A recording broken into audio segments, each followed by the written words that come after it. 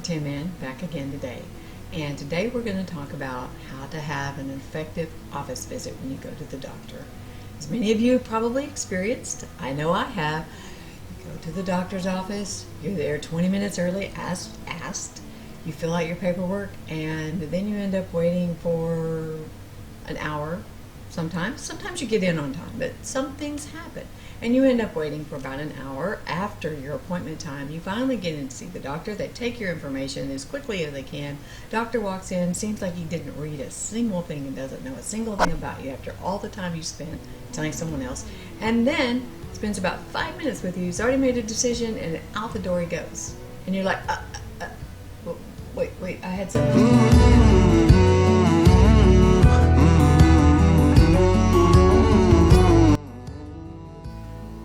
Okay, so what we're going to do today is talk about 4 things that you need to know when you're going to make a doctor's appointment. First of all, when not to go to the doctor, when you need to go straight to the ER. That's the most important thing. Second is how to time your appointment correctly.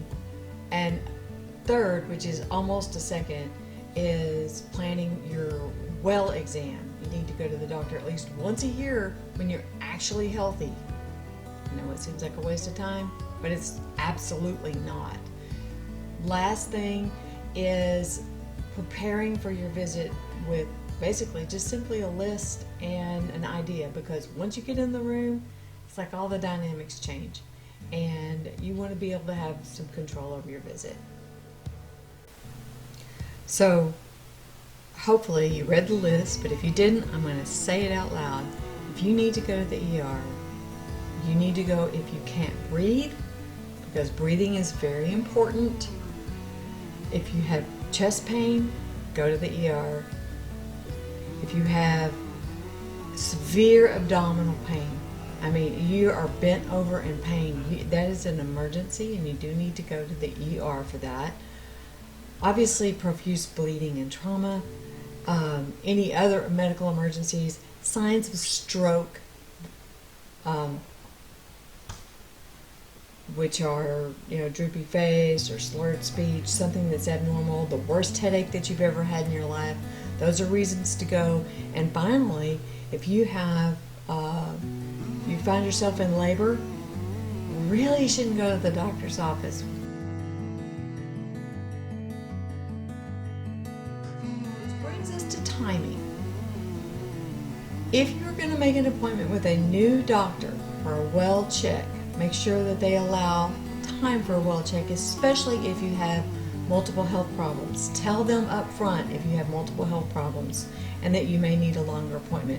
That's whether you're doing a well check and you're actually healthy right now, but you have 3 or more chronic problems, blood pressure, asthma, depression, or just 3 or more problems. Tell them you need a longer visit. Next thing, if you're having suddenly a meltdown, life has just thrown you a big curveball, death in the family can be harsh, usually is harsh, and or your spouse has left you, things like that, and you need a longer visit for assessment of depression, anxiety, even ADHD. Those kind of appointments take longer, so let the front desk know that you're having some big issues and you're going to need more time. And then finally, in terms of timing, if you are a brand new patient, don't be the first appointment in the morning or the first appointment in the afternoon, because you need some time to do some paperwork after you get there. Everybody always has to do a little bit, so you should always show up at least 15 minutes early. If you're a new patient, I would say at least 30 minutes early, unless they tell you otherwise. And ask them, what time should I be there? And then, if you are an established patient, the doctor already knows you, they've seen you within the last year, try to get your appointment as close to the first appointment in the morning or the first of the afternoon as you can, because as time goes on in the morning and in the afternoon, the length of time you wait in the waiting room also gets longer. Okay, so now that we've talked about making your timing right, when you should just go to the ER instead, which is part of timing. Let's talk about your visit itself and how to manage that part. We want a healthy exam first, if at all possible. Sometimes you get sick and you're in a new town, you got to go to a new doctor, and that's it.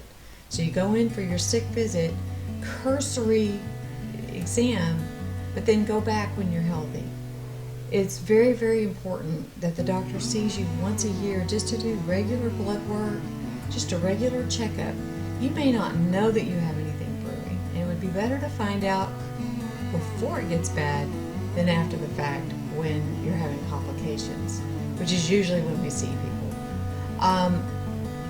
I'm going to give you, kind of an example of that story. I was in my 20s. I had a couple of kids. That's the only time I went to the doctor. I never got sick. So why go to the doctor? But I did have this one problem after my daughter was born. I couldn't sleep. Couldn't sleep at all, and my heart raced all the time, and I felt anxious all the time, and I just thought I was crazy. I mean, it's conceivable. So I didn't go to the doctor. I didn't want them to know I was crazy. So I just didn't sleep for 4 or 5 nights in a row. And finally on the 5th night I'd sleep. The other 4 nights I'd sleep like 2 hours and wake up for the rest of the night. I was going insane. I was exhausted beyond belief. And finally, when I'm 33 years old, I decided I'm going to go to the doctor and get help. I don't care if they know I'm crazy. Just tell me here.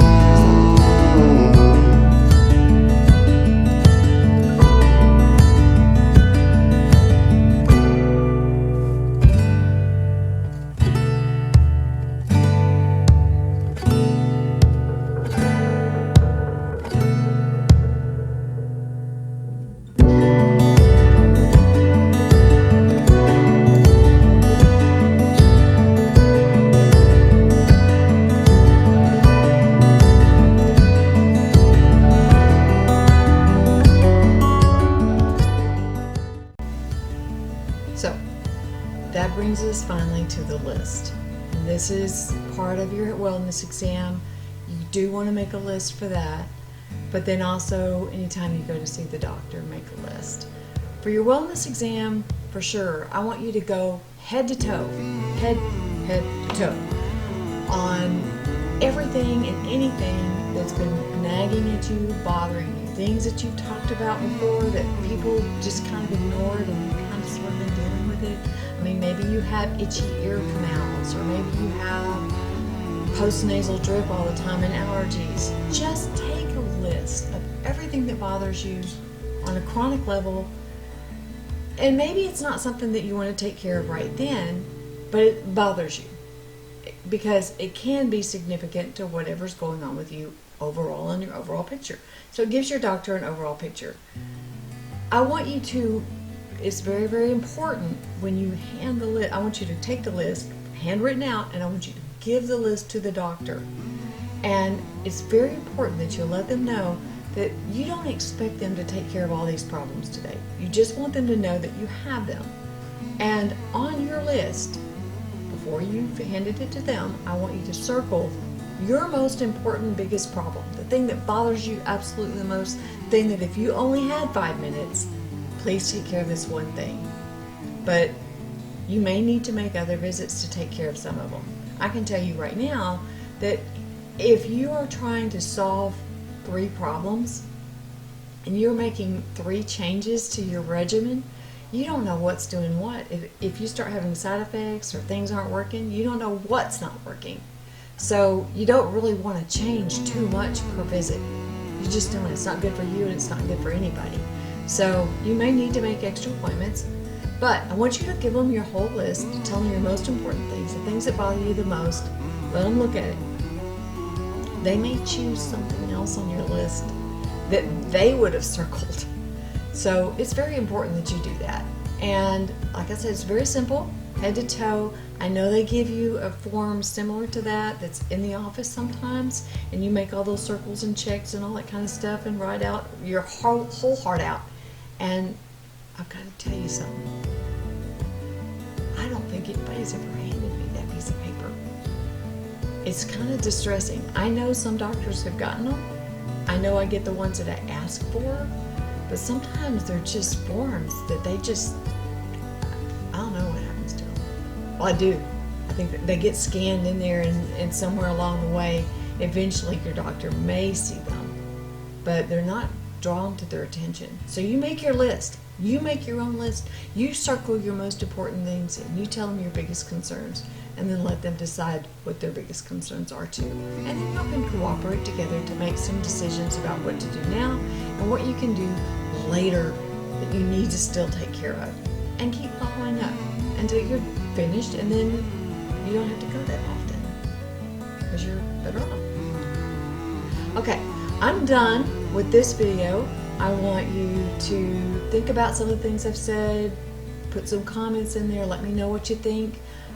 Please like and subscribe so you can get more videos. We will in the future be talking about stiff person syndrome, which is what has affected me and it basically rendered me a disabled, unable to actually work physician, family medicine board certified and all that kind of stuff, but useless for the general public in terms of actually being able to help them with their problems.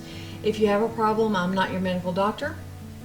My advice and my suggestions are only mine. Listen to your doctor first, and there are very good doctors out there who do care quite a bit. There are some doctors who are always only going to take 5 minutes, and they're never going to take the time for you. Get a different one because there's plenty of good ones. Thanks for listening. Bye-bye.